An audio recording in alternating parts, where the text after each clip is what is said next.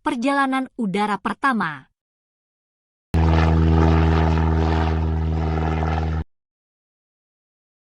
Pada tanggal 25 Juli tahun 1909, seorang pria Prancis, Louis Blériot, menjadi orang pertama yang menyelesaikan perjalanan udara ketika ia terbang dari Calais di bagian utara Prancis ke Dover di bagian selatan Inggris.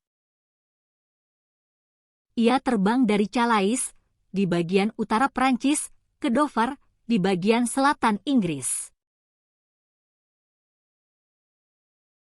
Penerbangan Blériot membuat kagum seluruh Eropa. Orang-orang berpikir bahwa perjalanan tersebut mustahil.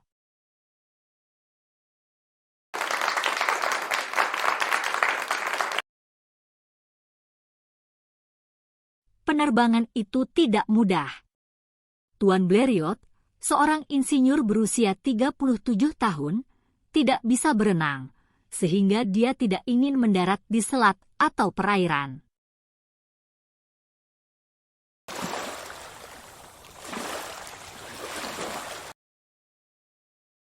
Dia tidak bisa berjalan dengan baik karena cedera pada kakinya.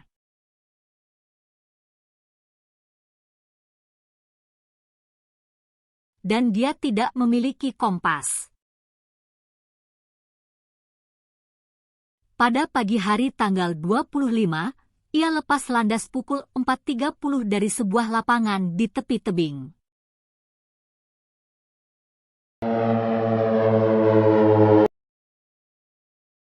Butuh 37 menit untuk menyelesaikan perjalanan sejauh 22 mil. Pesawat terbang dengan kecepatan 40 mil per jam pada ketinggian 250 kaki.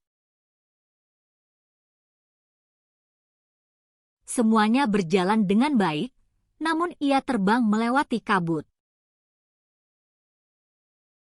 Saya terus terbang selama 10 menit, tetapi saya tidak bisa melihat daratan, hanya langit dan laut.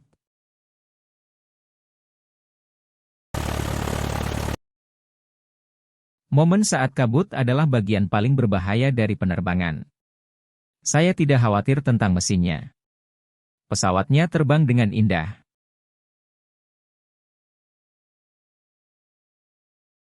Akhirnya, saya melihat dataran.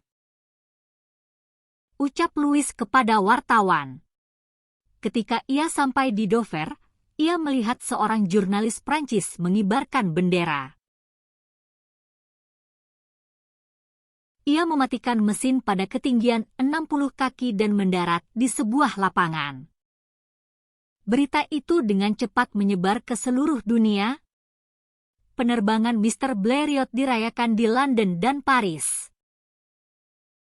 Ia memenangkan hadiah 1.000 pound. Penyeberangan tersebut adalah awal dari penerbangan modern.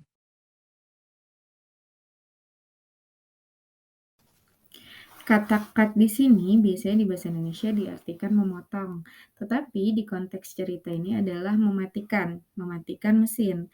Dan yang satunya, kata crash, biasanya juga di bahasa Indonesia diartikan tabrak, tabrakan, atau menabrak.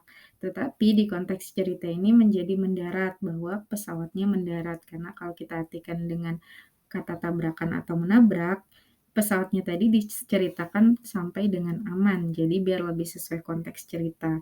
Itulah bagaimana kita menafsirkan suatu bahasa dari bahasa yang lain sesuai dengan konteks agar pembaca atau pendengar bisa lebih mudah memahami. Kepada wartawan, ketika ia sampai di Dover, ia melihat seorang jurnalis Prancis mengibarkan bendera.